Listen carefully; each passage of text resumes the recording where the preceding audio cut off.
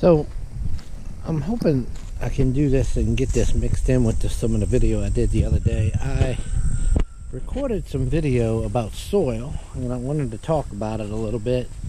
And I wanted to talk about, I was talking about making your own, and it's how important it is to do something like that, be able to make your own composted and fertile soil, so that you don't have to use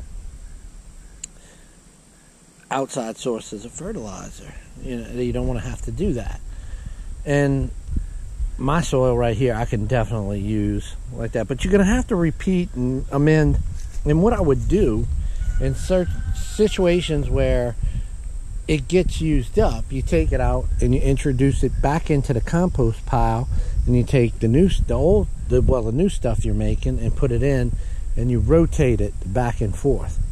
So you're essentially using the same soil, but you reinvigorate it, I guess would be the word that I want to use, and let it become alive again with those beneficial and useful microbes that we want in our soil. The microbes and the micronutrients and macronutrients, all the nutrients we want in our soil.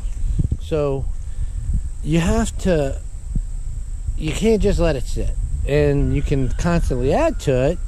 That's another thing, because I have rotting organic material that's going to be underneath, and that'll support a healthy biosystem coming from underneath. And it's going to be a while before I have to replenish. I might have to add to it, because you can actually see it's sinking down pretty far, but it's still got enough soil to support a root system, even for a root crop like these beets. I mean, they're doing great. So you want to be able to be fluid with your gardening and making your own soil. So that's what I was trying to get at the other day. I really couldn't find the words. I was so wanting to get a video out and just kind of get something done, but I really didn't get to say what I wanted to say. And your location of where you're going to plant. Now, I'm in 8B, and I cut my teeth in 9A, zone 9A, and so I knew some very extreme heat conditions. And the heat conditions in 8B are very, very, very similar to 9A. We're just one half of a zone away from each other.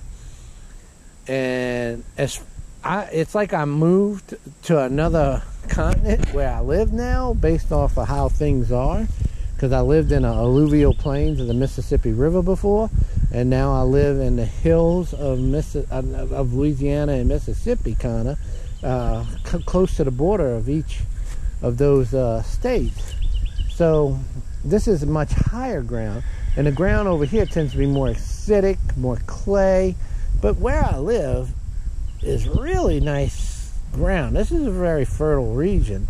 So I looked at some of where my neighbors' houses are, and their ground is terrible. So I'm really fortunate to be on this plot of land that I bought. I've had neighbors stop by and say, "Oh my God, I wish I had this place that you had." I just, I chalk it up to I pray a lot. I got a good family. My wife found an ad for this place. The guy who was selling it, me and him hit it off. I used to come over here and visit with this older gentleman before we bought it, and I'd just sit here and talk and walk the land with him and tell him how much I loved his property. And he liked me, and he gave me a little bit of a better deal on it even, and he didn't have to do that. And it was just nice. Now, I don't even think I could afford to buy my own place again, because the way property values have gone up over here. So it's kind of crazy. But one of the things I wanted to get at and say is you got to pick your location. And I've been around this property, and I picked locations of where I wanted to garden. Now, what you want to garden and what you want to put in your gardens is important, because you got to know the sun requirements, the shade requirements. And where I'm at, we get intense heat. This is the sun going down in the west in the evening.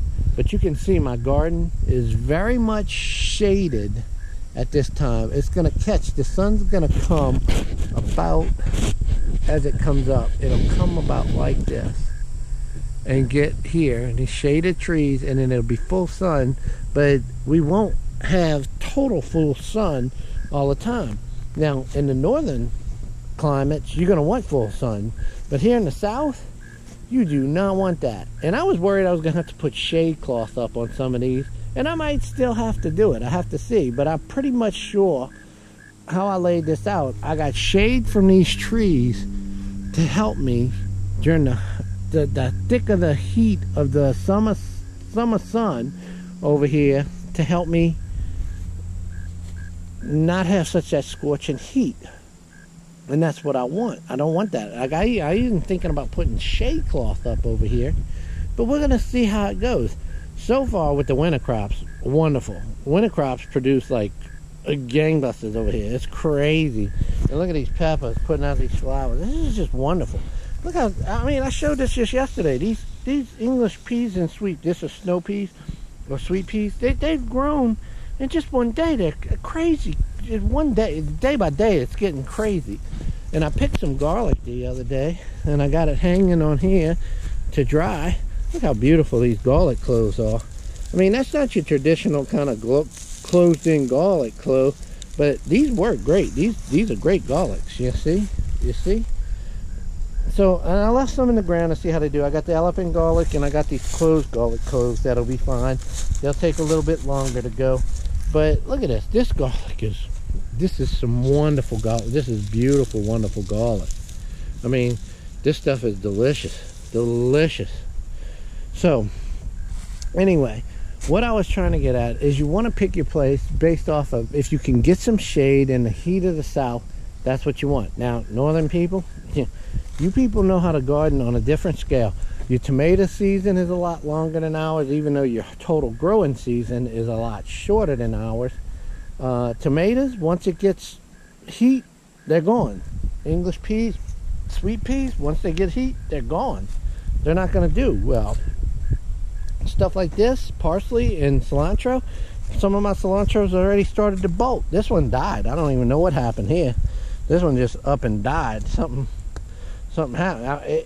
It's been in the ground for almost a year, so it's okay.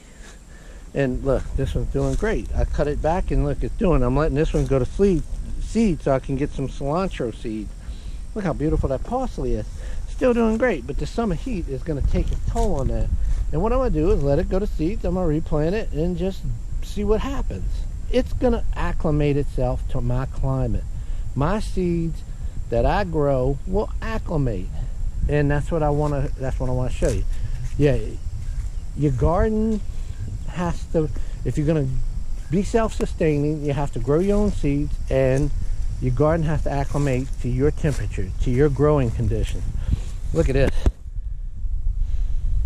These are seed pods from onions that, these are red onions that I got out of the, I want to source my own seeds. I don't know if they were hybrids. I don't care if they were. I'm going to grow these onions, and then I'm going to harvest the seeds. Then I'm going to grow from those seeds and see what I get out of that. I bet you it's going to be fine. I've done this before. It will be fine. This seed pod over here, this is from an onion I grew from a Savannah Sweet. I don't care if it's a hybrid or not. I'm going to get the seeds, and I'm going to grow whatever onion grows off of that, and it'll be an onion. It'll be something I can use, and it'll be self-sustaining.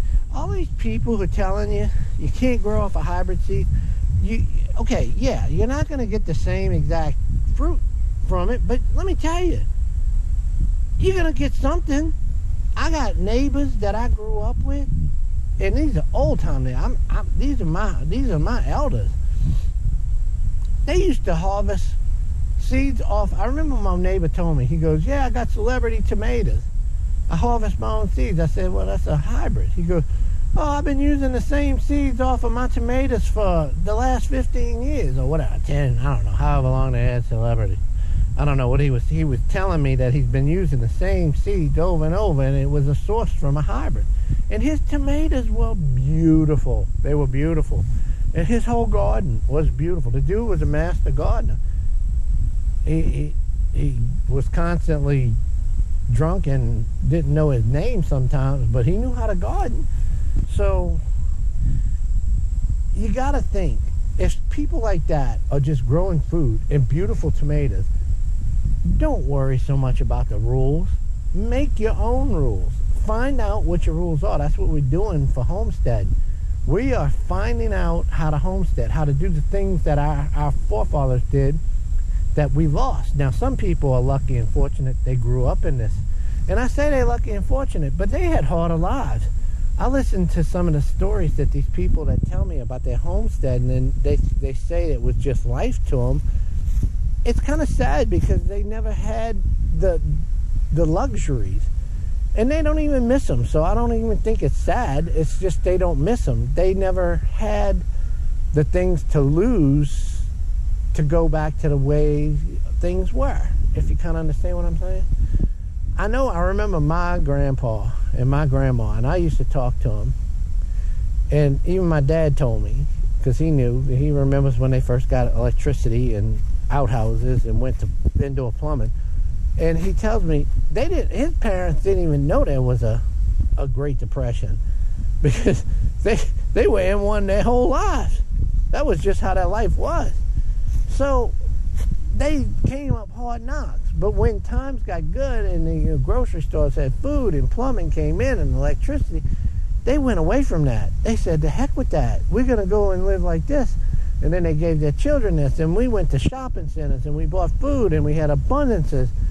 Well, now we're 2.5 generations removed from these people that lived off the land. And now a lot of us are having to learn that way again. We're having to go and learn from those people that can teach us, or from books or whatever, or learn by trial and error. And I don't want to lose those skill sets that we were losing, that even my parents had lost. I ain't never seen my mom and dad can a single item in their lives, but I know their moms and dads and their grandpas did, and their grandmas did, but they didn't. So I never got exposed to that until I started worrying and becoming a prepper myself and researching all of the stuff and saying, man, I need to get these skills. And here I am. I'm learning to grow my own food in mass quantities. I used to be able to grow a backyard garden like it wasn't nobody's business. And we grew a lot of stuff, but I'm trying to self-sustain now. Live off of what I have. Forget any of the societal benefits of being involved in the society that's out there. I want to be able to live. If I could never walk off this land again, I want to be able to live. That's a hard task if you think of it, because with the difference between being a prepper and a homesteader, the homesteader could live for many years off of his skills. A prepper can live for a finite amount of time off of his stockpile.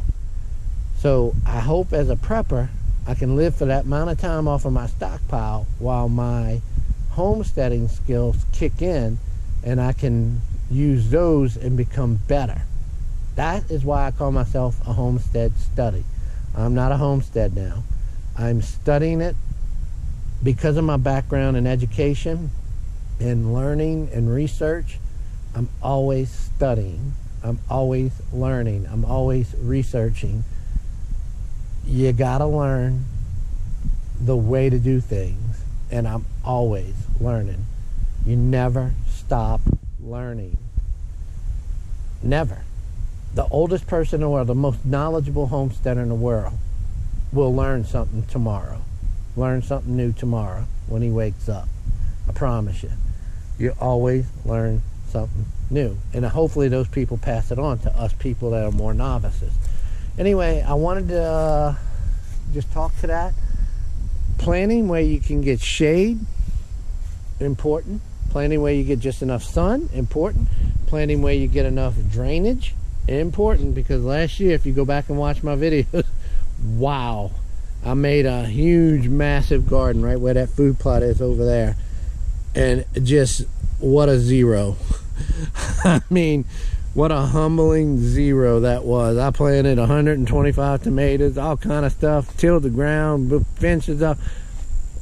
Walk, walk, walk.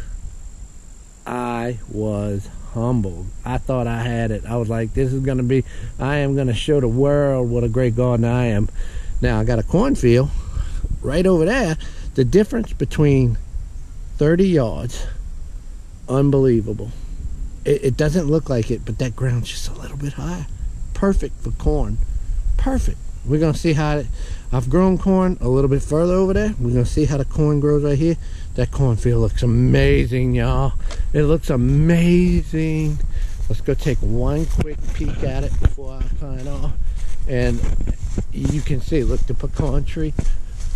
Pecan tree's getting its leaves on. Now, I'm so aggravated with the pecan trees around here because I just don't get no pecans. And I got 8 beautiful, beautiful, beautifully big. That's the small, one of the smallest ones. I have some huge pecan trees and I still don't get no pecan. Look at this beautiful corn patch. Well, y'all, can y'all see it? I don't know if y'all can see it with this, but it's, I mean, it's coming up. Look at the corn coming up in there. I mean, it's just beautiful. It's just beautiful. I dropped a branch. I was moving a big branch that fell down in the front yard yesterday and it fell on my fence. Look at this. Look at this, y'all. Can you see in the sun? Look at that. In the shade over there, you can't see it so well. The first 12 rows are sweet corn, and the second 12 rows are field corn. The first 12 rows is a corn called G90, and the second 12 rows is a corn called Trucker's Favorite. That's a field corn, and it's an heirloom. The other one is this G90 is a hybrid. Look at these rows. Look at that. Look how pretty that is. You can see how the Trucker's Favorite is a little bit shorter because it was planted a week later. But and then in the shade you can't really tell.